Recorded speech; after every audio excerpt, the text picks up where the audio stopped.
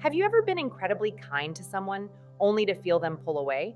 You go out of your way to be helpful, you offer a compliment, you listen intently, and in return, you get suspicion, distance, or even outright hostility.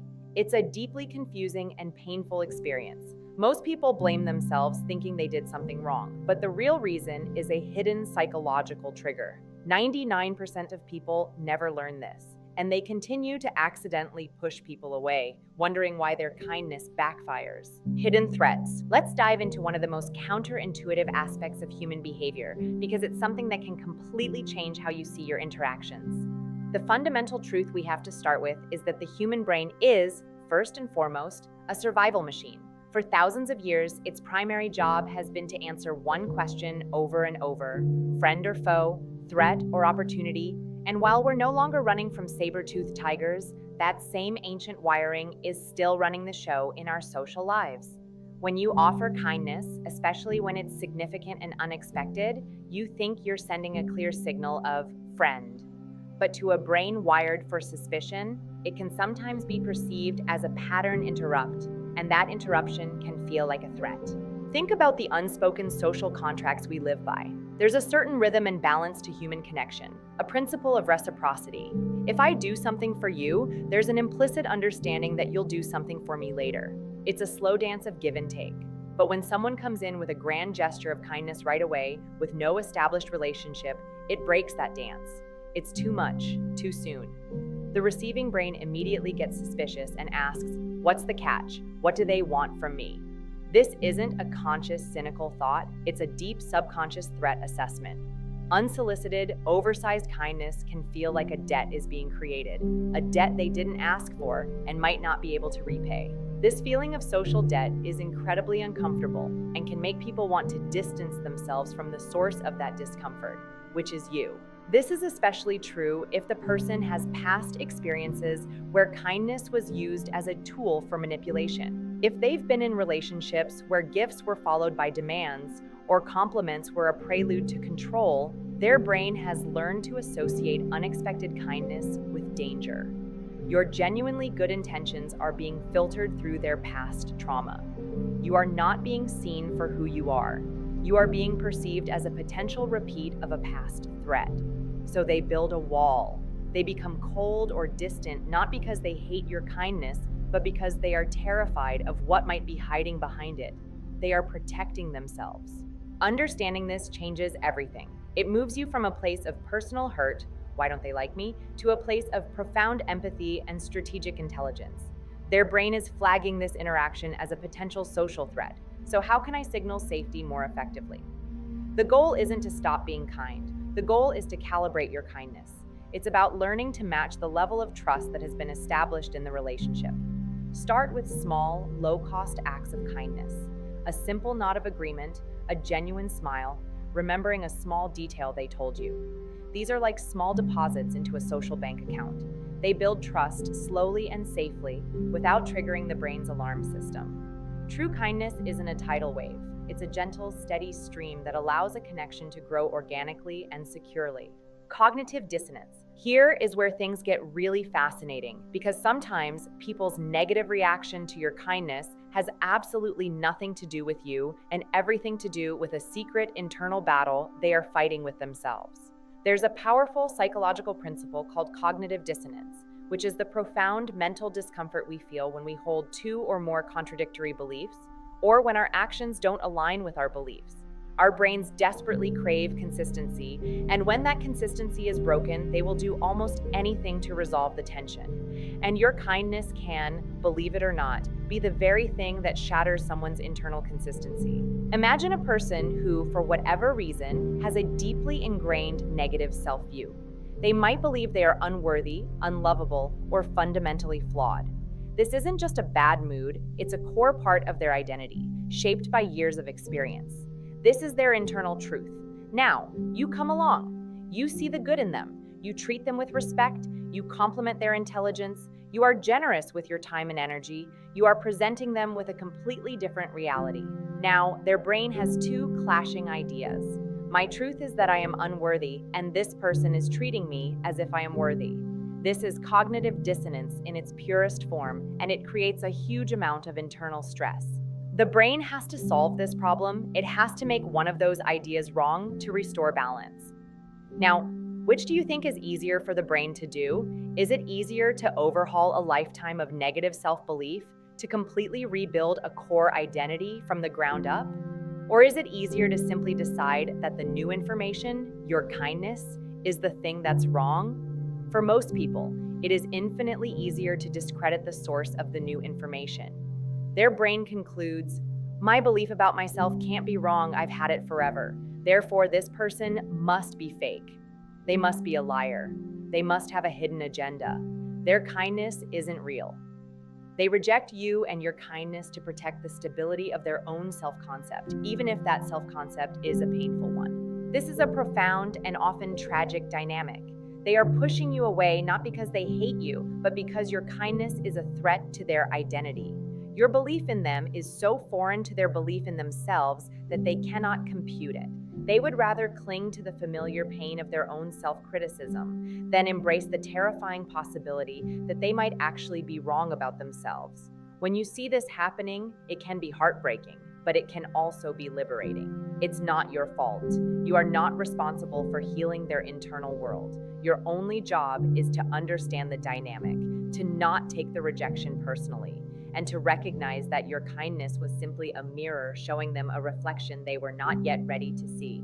Status threats. Let's talk about another hidden trigger, one that operates in the world of ambition, careers, and social hierarchies.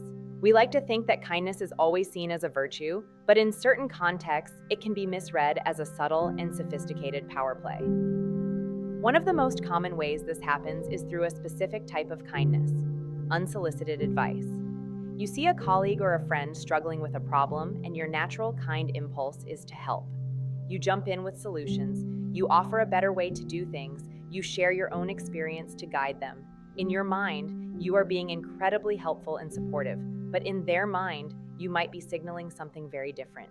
When you give someone advice they didn't ask for, the subtext of that action can be, I know something you don't. I am more experienced, more knowledgeable, or more skilled than you in this area.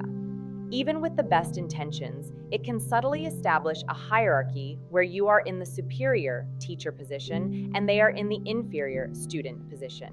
This can trigger what neuroscientists call a status threat. Status is a primary driver for human beings. Our brains are constantly tracking our social standing relative to others. A perceived drop in status can feel as threatening to the brain as physical pain. It lights up the same neural pathways. So, while you are trying to be kind, their brain is interpreting your actions as a challenge to their competence and autonomy. They don't feel helped, they feel patronized, they don't feel supported, they feel small. This triggers a defensive reaction. They might become dismissive of your advice, get angry, or pull away from you entirely. They are trying to reclaim their sense of status and prove that they don't need your help. This is why the phrase, "Can I offer a suggestion?" is so incredibly powerful. By asking for permission first, you are giving them back the power. You are honoring their autonomy. You are signaling that you see them as an equal, and you are simply offering a resource if they choose to accept it. You move from being a threat to being an ally. This also applies to public praise.